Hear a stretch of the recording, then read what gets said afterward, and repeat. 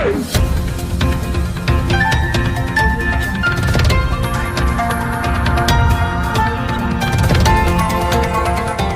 देख रहे हैं मगरा न्यूज राजस्थान, खबरें सबसे तेज। देश में पिछले 24 घंटों में आए रिकॉर्ड 75,000 नए कोरोना के मामले। 1023 लोगों की भारत में पिछले 24 घंटों में हुई है मौत। देश में आज कोरोना संक्रमण के मामले में सबसे बड़ी उछाल आई है। देश में एक दिन में 75,000 से ज्यादा कोरोना के मामले बढ़े हैं। स्वास्थ्य मंत्रालय के ताजा आंकड़ों के मुताबिक पिछले 24 घंटों में कोरोना के 75,760 नए मरीज भारत में सामने आए हैं और 1023 लोगों की मौत पिछले 24 घंटों के दौरान भारत में हुई है। इससे पहले भारत में 22 अगस्त को रिकॉर्डेड यहाँ पर 69,878 मामले दर्ज किए गए थे। हालांकि अमेरिका और ब्राजील में बीते दिनों यहाँ पर 43,000 और 47,000 के आसपास मामले आए हैं। वहीं देश में कुल कोरोना संक्रमितों की संख्या 33,10,000 पहुंच गई है। इनमें 60,472 लोगों की भारत में मौत हो चुकी है। वहीं एक्टिव केसों की संख्या भारत में फिलहाल 7,25,000 हो गई है। वहीं 25,23,000 लोग भारत में ठीक भी हो चुके हैं। संक्रमण के सक्रिय मामलों की संख्या की तुलना में स्वस्थ हुए लोगों की संख्या भारत में लगभग 3 गुना अधिक है। वहीं मृत्यु दर में भी भारत में लगातार हो रही है गिरावट। राहत की बात यह है कि भारत में मृत्यु दर और एक्टिव केस की रेट में यहाँ पर लगातार गिरावट दर्ज की जा रही है। मृत्यु दर भारत में गिरकर 1.82% हो गई है। इसके अलावा एक्टिव केस जिसका विभिन्न अस्पतालों में इलाज चल रहा है उनकी दर भी घटकर भारत में 22% हो गई। इसके साथ ही रिकवरी रेट यानी ठीक होने की दर भी भारत में 76% से ज़्यादा है। वही भारत में रिकवरी रेट लगातार बढ़ रहा है। वही ICMR के मुताबिक 26 अगस्त तक कोरोना वायरस के भारत में कुल 4 करोड़ सैंपल टेस्ट किए जा चुके हैं, जिनमें 9 लाख सैंपलिंग टेस्ट कल की गई है। पॉजिटिविटी रेट भारत में 7% से कम है। वही एक्टिव केसों के मामले में टॉप भारत में 5 राज्य हैं। आंकड़ों के मुताबिक देश में सबसे ज्यादा एक्टिव केस महाराष्ट्र राज्य में है। महाराष्ट्र में 1.5 लाख से ज्यादा कोरोना के संक्रमितों का विभिन्न अस्पतालों में इलाज चल रहा है। इसके अलावा दूसरे नंबर पर तमिलनाडु और तीसरे नंबर पर दिल्ली है। चौथे नंबर पर गुजरात और 5वें नंबर पर यहाँ पर पश्चिम बंगाल का नंबर आता है। इन 5 राज्यों में भारत में सबसे ज्यादा एक्टिव केस है। इसी के कारण इन राज्यों की सरकारों की चिंता और ज्यादा बढ़ गई है।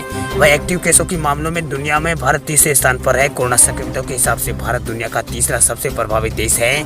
अमेरिका और ब्राजील के बाद भारत में कोरोना महामारी से सबसे ज्यादा प्रभावित देशों में भारत तीसरे स्थान पर है। उड़ीसा सरकार का बड़ा ऐलान, दुर्गा पूजा तक बंद रहेंगे राज्य के स्कूल और कॉलेजेस।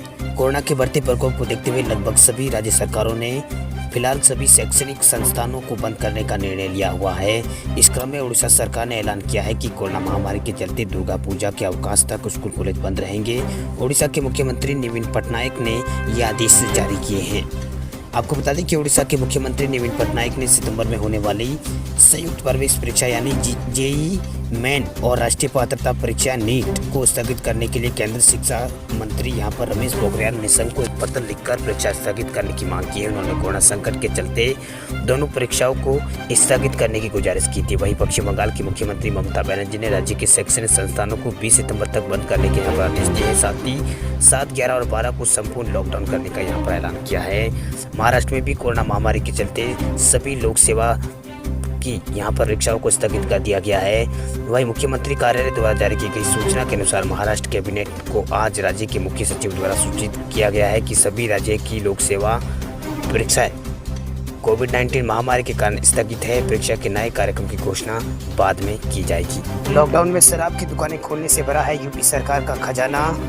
लॉकडाउन के बीच में ही शराब की दुकानें खोलने के फैसले से यूपी सरकार के लिए यह फैसला फायदेमंद रहा है। राजस्व यूपी सरकार के खजाने में आबकारी राजस्व के रूप में इस वित्तीय वर्ष में शुरुआती 3 महीनों में 4,978.75 करोड़ रुपए जमा हुए। हालांकि ये लक्ष्य के मुताबिक इन 3 महीनों में 10,700 करोड़ रुपए का राजस्व जमा होना था, लेकिन कोरोना महामारी के चलते यह लक्ष्य पूरा न हो सका है। मंदी के चलते जमा राजस्व के प्रति लक्ष्य से ये 53.90% कम रहा है। बंदी के बाद शुरू हुई बिक्री से शराब कारोबारी उत्साहित है। उनका कहना है कि अगर सब कुछ ठीक रहा तो शराब का कारोबार जल्द ही पटरी पर लौट आएगा। UP liquor solar verifier association के महामंत्री कन्हैया लाल मौर्य का कहना है कि जिस हिसाब से शराब की बिक्री शुरू हुई है उसमें विक्रेताओं का उत्साह बढ़ा है। उम्मीद है कि आगे के दिनों में हमें शुरुआती महीनों में घाटे को हम पूरे कर देंगे। सरकार ने वित्त वर्ष 2020-21 में 37,500 करोड़ रुपए के आबकारी राजस्व के रूप में लक्ष्य से वसूल करने का तय किया है। इसे पूरा करने के लिए सरकार ने महीनेवार वसूली लक्ष्य को तय किया है। अब बीजेपी ने उठाई दिल्ली में मेट्रो सेवा शुरू करने की मांग, केजरीवाल सरकार पर लगाया है बीजेपी ने बड़ा आरोप। राष्ट्रीय राजधानी दिल्ली में मेट्रो को दोबारा शुरू करने की मांग अब दिल्ली के बीजेपी नेता भी करने लगे हैं। दरअसल दिल्ली में बीजेपी नेता आदेश गुप्ता ने बुधवार को एक प्रेस कॉन्फ्रेंस करके कहा कि वे केंद्रीय और शहरी विकास मंत्री हरदीप पुरी से मुलाकात कर उनसे जल्द दिल्ली के सभी नियमों के साथ मेट्रो की शुरुआत करने पर चर्चा करेंगे। आदेश गुप्ता ने कहा कि दिल्ली सरकार कोविड-19 की जंग लड़ने में विफल रही है, साथ ही इस दौरान लोगों के साथ सही परिवहन व्यवस्था दिलाने में भी असफल रही है, इसलिए मेट्रो का परिचालन शुरू करना बहुत ज़रूरी हो गया है। वहीं दिल्ली बीजेपी अध्यक्ष ने दिल्ली में एक बार फिर बढ़ते मामलों को लेकर केजरीवाल सरकार को इसमें जिम्मेदार ठहराया है। दिल्ली बीजेपी अध्यक्ष आदेश गुप्ता का कहना है कि दिल्ली सरकार कोरोना से लड़ने में विफल रही है, इस दौरान लोगों को वाहन और परिवहन उचित व्यवस्था दिलवाने में सरकार नाकाम रही है, इसलिए केंद्र सरकार से अब मांग कर रहे हैं एसओपी के साथ मेट्रो को भी यहाँ पर चालू किए जाए। वही आदेश गुप्ता का कहना है कि दिल्ली में कोरोना संकट से निपटने के लिए गृह मंत्री अमित शाह ने जब काम शुरू किया तब सारी व्यवस्था ठीक हो पाई, लेकिन बाद में दिल्ली सरकार ने उसे जारी नहीं रख पाई। आदेश गुप्ता ने आरोप लगाया कि जो टेस्टिंग बढ़ाई गई थी उससे भी कम कर दिया था, ऐसी दिक्कतें बढ़ रही है। दिल्ली में मुख्यमंत्री की बयानवीर मुख्यमंत्री है, दिल्ली में 7 से 8% केस बढ़ गए हैं पहले के मुकाबले। आपको बता दें कि दिल्ली मेट्रो के सफर करने वाले यात्रियों को जल्दी स्पेशल सुविधा मिलने वाली है। इस सुविधा के तहत अब यात्री को मेट्रो कार्ड रिचार्ज कराने के लिए लंबी कतार में नहीं खड़ा होना पड़ेगा। दिल्ली मेट्रो सफर करने वाले यात्रियों को अब एक तरह से स्मार्ट कार्ड की सुविधा उपलब्ध करवाई जाएगी, जो कि ऑटो टॉप फीचर के साथ आएगी। इस मेट्रो स्टेशन पर ऑटोमेटिक फायर कलेक्शन गेट पर यात्री ऑटोमेटिक सिस्टम से अपने स्मार्ट कार्ड को रिचार्ज करवा सकेंगे। दिल्ली मेट्रो रेल कॉर्पोरेशन ने इसकी घोषणा की थी। अगले 12 घंटों में देश के कई राज्यों में आंधी तूफान की आशंका मौसम विभाग ने जारी की है। चेतावनी मौसम विभाग ने अपने ताजा अपडेट में कहा है कि अगले 12 घंटों के दौरान जम्मू कश्मीर और लद्दाख और गिलगित बल्टिस्तान, मुजफ्फराबाद, पंजाब, हिमाचल, हरियाणा, चंडीगढ़, पूर्वी यूपी और पूर्वी राजस्थान, एमपी और तमिलनाडु और तटीय आंध्र प्रदेश के अलग अलग स्थानों पर बारिश होने की संभावना है। यहाँ पर तेज आंधी तूफान के आने की भी संभावना मौसम विभाग ने व्यक्त की है। वहीं तटीय आंध्र प्रदेश और यनम, तमिलनाडु और पांडुचेरी और कराईकल में अगले कुछ घंटों में यहाँ पर हल्की से तेज बारिश होने की आशंका मौसम विभाग ने जताई है। तो वहीं उत्तराखंड, पूर्वी मध्य प्रदेश के अलग अलग स्थानों पर भारी बारिश होने की संभावना है। पश्चिमी राजस्थान, विदर्भ, झारखंड, उड़ीसा, गुजरात के क्षेत्रों में अलग अलग स्थानों पर भारी बारिश हो सकती है। मौसम विभाग ने हिमाचल प्रदेश के लिए यहाँ पर वर्षा के आसार जारी करते हुए येलो अलर्ट जारी किया है। विभाग ने यहाँ लोगों को सतर्क रहने के लिए भी कहा है। तो वहीं राजधानी दिल्ली में भी मौसम पलट सकता है। मौसम विभाग ने आज और कल राजधानी में बारिश की आशंका व्यक्त की है, जिसका असर आसपास के इलाकों में होगा। इसके लिए विभाग ने कहा है कि उत्तर प्रदेश में भी अगले 24 घंटों के दौरान बारिश देखने को मिल सकती है। मौसम विभाग ने उत्तराखंड में भी भारी बारिश की चेतावनी जारी की है। इसके बाद शासन जिलाधिकारियों के साथ साथ आपदा प्रबंधन से जुड़े विभागों को भी यहाँ पर अलर्ट रहने की चेतावनी दी गई है। वहीं मौसम विभाग ने छत्तीसगढ़ में रेड अलर्ट जारी किया है। दक्षिणी पूर्वी राजस्थान के अजमेर, टोंक, जयपुर, बूंदी, सवाई माधोपुर, भीलवाड़ा, पाली और जालोर, जोधपुर और जैसलमेर जिलों के लिए यह अलर्ट जारी किया गया है। इस दौरान यहाँ वज्रपात की आशंका भी है। जबकि स्काईमेट वेदर के मुताबिक हिमाचल प्रदेश, उत्तराखंड, जम्मू कश्मीर, गिलगित बल्टिस्तान और मुजफ्फराबाद, बिहार, कुछ हिस्से और पूर्वी उत्तर भारत, छत्तीसगढ़, मध्य प्रदेश, राजस्थान के बाकी भागों में और गुजरात में भी हल्की मध्यम बारिश होने की संभावना है। वहीं पश्चिमी तटों पर कोंकण, गोवा से लेकर तटीय कर्नाटक तक और तमिलनाडु, आंध्र प्रदेश और अंडमान निकोबार द्वीप समूह के कुछ हिस्सों में भारी बारिश हुई है। तो वहीं अगले 24 घंटों के दौरान दिल्ली, हरियाणा, उत्तर प्रदेश के बाकी हिस्से, बिहार, पश्चिम बंगाल, उत्तर भारत के गुजरात और कोंकण, गोवा और केरल, आंध्र प्रदेश, तमिलनाडु के हिस्सों में हल्की से मध्यम बारिश के आसार मौसम विभाग ने यहाँ जताए हैं।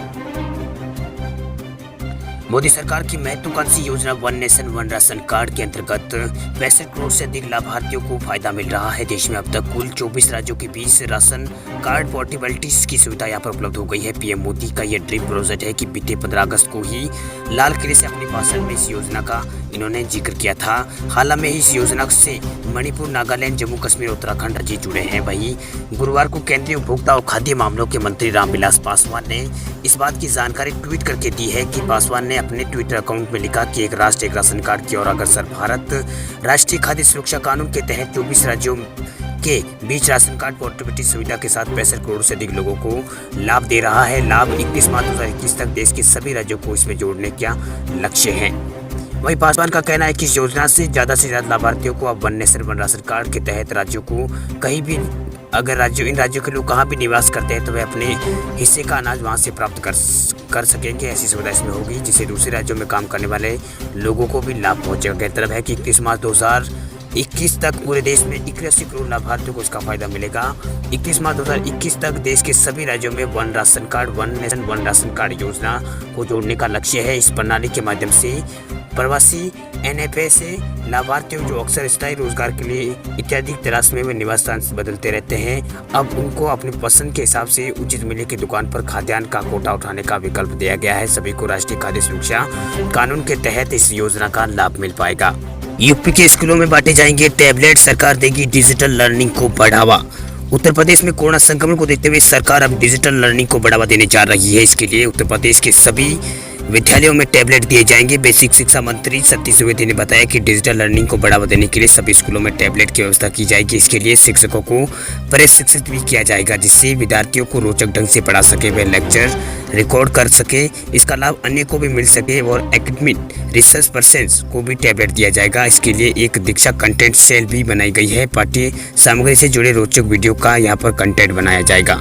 भारत सरकार द्वारा वर्ष 2020-21 के लिए समग्र शिक्षा स्वीकृति प्रस्ताव की जानकारी देते हुए इस वर्ष यहाँ पर 86,962 करोड़ रुपए का प्रस्ताव को मंजूरी दी है। मंत्री ने कहा है कि परिषद प्राथमिक और उच्च प्राथमिक विद्यालयों में भवन निर्माण, विस्तार और फर्नीचर आदि के लिए यहाँ पर 48,861 करोड़ रुपए दिए हैं। वही विद्यालयों में उपकरण, शैक्षणिक सामग्री और रखरखाव और स्वच्छता एक्शन के लिए यहाँ पर 574 करोड़ और गुणवत्ता सुधार के लिए 33,139 करोड़ रुपए की सहायता मिली। उन्होंने बताया कि छात्रों के स्कूल यूनिफॉर्म के लिए 927 करोड़, निःशुल्क पाठ्य पुस्तक के लिए 53,257 करोड़ रुपए और कस्तूरबा गांधी बालिका विद्यालय में गुणवत्ता और अविस्थापित सुविधाओं के लिए यहाँ पर 145 करोड़ रुपए और शिक्षकों के परीक्षण के लिए यहाँ पर 19 करोड़ और दिव्यांग बच्चों की सुविधा व अन्य समर्था बनाने के लिए यहाँ पर 57 करोड़ और पुस्तकालय के लिए 1024 करोड़ और छात्राओं के आत्मरक्षा परीक्षण के लिए यहाँ पर 2,595 करोड़ रुपए आवंटित किए।